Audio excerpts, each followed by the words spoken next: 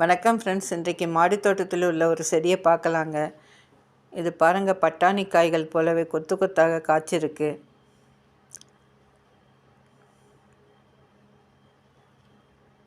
இது என்ன காய்கள்னு தெரியுதுங்களா?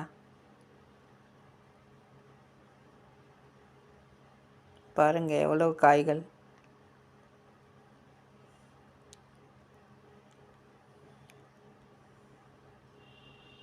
இது முள்ளங்கி செடிங்க. முள்ளங்கி செடியிலிருந்து வந்த காய்கள் தாங்க இது.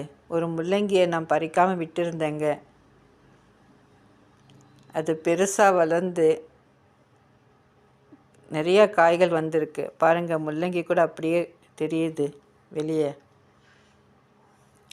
காய்கள் முற்றியவுடன் விதைகளை எடுத்து வளர்த்து பார்க்கணுங்க, முள்ளங்கி வருதா என்னன்ட்டு.